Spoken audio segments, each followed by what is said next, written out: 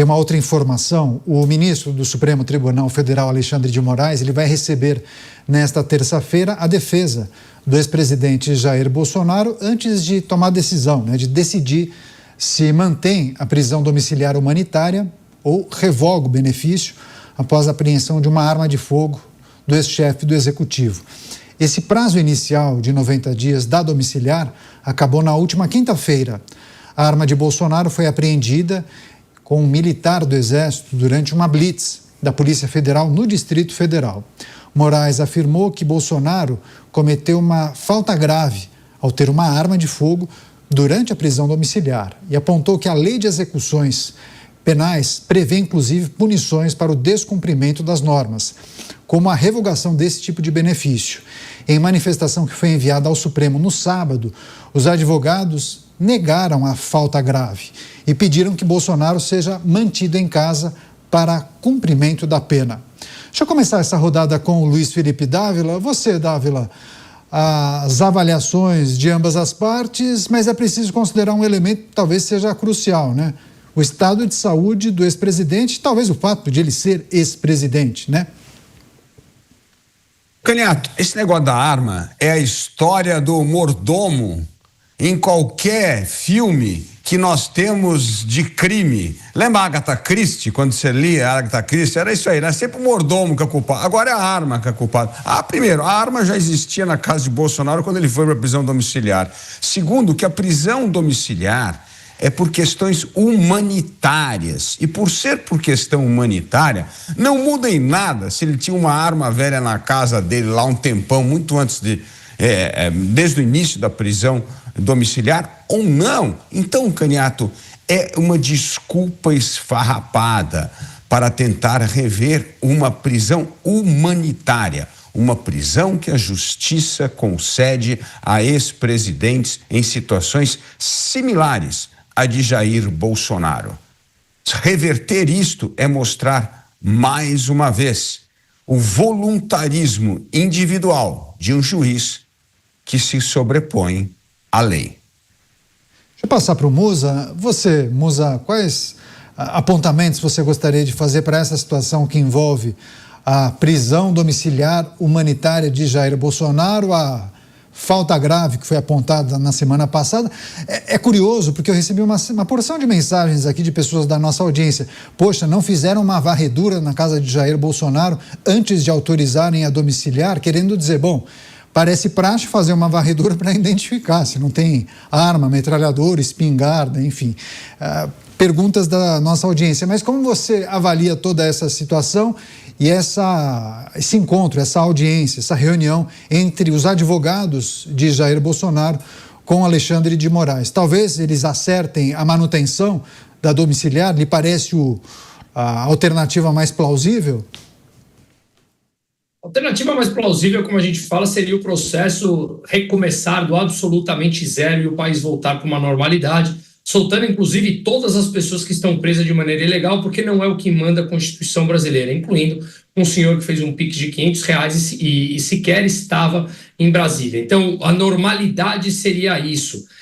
O mais plausível, o mais correto, o coerente seria recomeçar esse país do absoluto zero, porque nós estamos retirando do convívio da sociedade pessoas que deveriam estar com suas famílias e vivendo suas vidas normais e não estão, por uma situação completamente politizada e arbitrariedades que vieram ocorrendo e seguem ocorrendo no Brasil. Dito isso, nesse primeiro momento, dada a situação que temos e que não conseguimos mudar de imediato, a pressão deve continuar nesse sentido que eu falei, mas seria muito mais razoável que ele mantivesse essa prisão da forma como está. Afinal de contas, como muito bem falou o nosso ouvinte aqui, não foi feito nenhuma inspeção antes? Ou qual o tipo agora de risco que isso poderia ocasionar tempos depois da prisão domiciliar dele?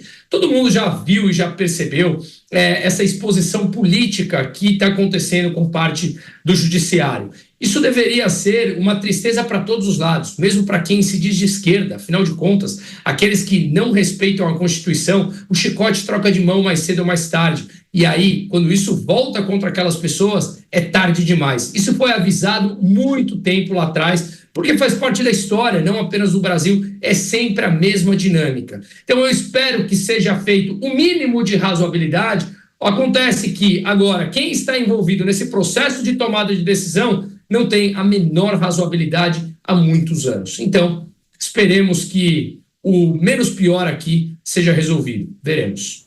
Pois é, as tentativas dos advogados do ex-presidente Jair Bolsonaro em prorrogar ou manter a prisão domiciliar humanitária.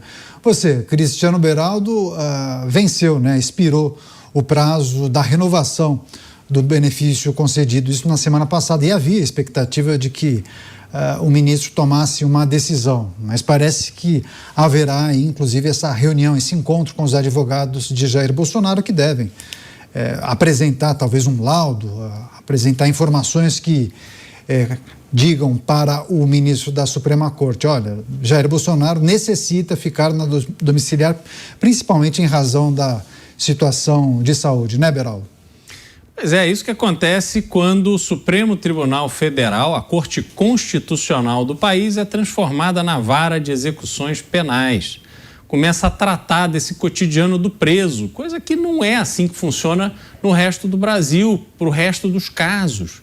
Então, nesse específico, quando você vai colocar em prisão domiciliar alguém que é militar da reserva e um defensor do direito à posse, à porte de armas, é óbvio que essa pessoa tem arma em casa.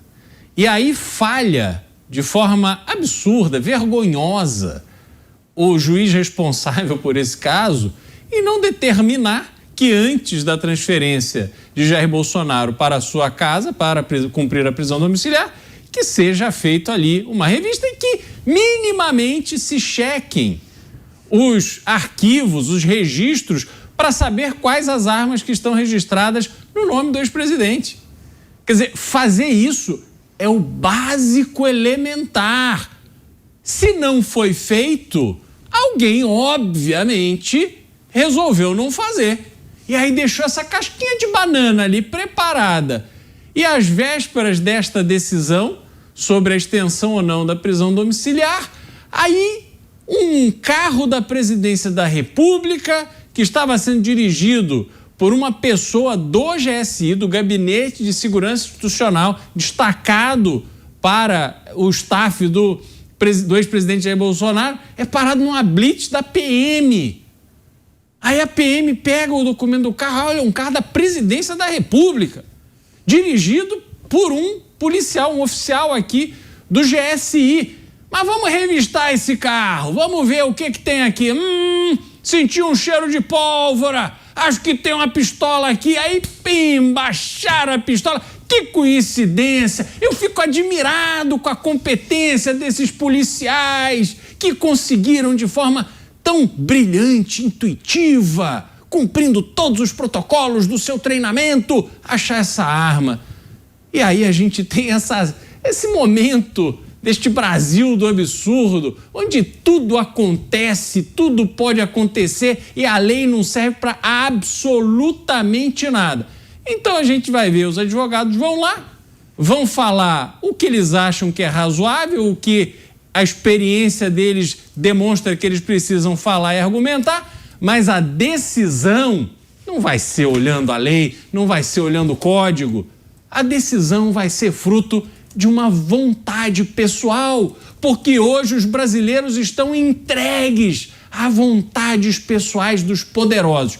Os poderosos mandam e a gente, a população humilhada, que atenda. Caso contrário, se você ousar até falar aquilo que você realmente pensa, aí vem todo o peso desse poder, dessa caneta para destruir a sua vida. É isso que a gente assiste todos os dias no Brasil. Só para fechar, deixa eu passar para o Mota. Você, Mota, havia uma sinalização de manutenção da domiciliar antes do episódio da arma. Agora é esperar para ver, Mota. Esse caso tem tantos absurdos que é difícil a gente decidir por onde começar, né? Agora, o que a gente não pode fazer nunca é normalizar o absurdo. Porque quando a política entra pela porta do tribunal, a justiça sai correndo pela janela. Em maio desse ano, salvo engano, os advogados de Jair Bolsonaro pediram que a corte anulasse esse processo e reconhecesse que Jair Bolsonaro deveria ter sido julgado no plenário. É preciso lembrar que nem foro especial Jair Bolsonaro tinha. Os advogados também pediram a anulação da delação de Mauro Cid e a nulidade de todas as provas decorrentes dela. Pediram também a anulação do processo por cerceamento de defesa e a absolvição de Jair Bolsonaro de todas as acusações. Muitos juristas importantes assinam embaixo desses argumentos e dão como certa, em algum momento, a anulação do processo devido às irregularidades. E não custa nada lembrar, e a gente vai sempre lembrar aqui, que por muito, muito menos, outros processos famosos foram anulados.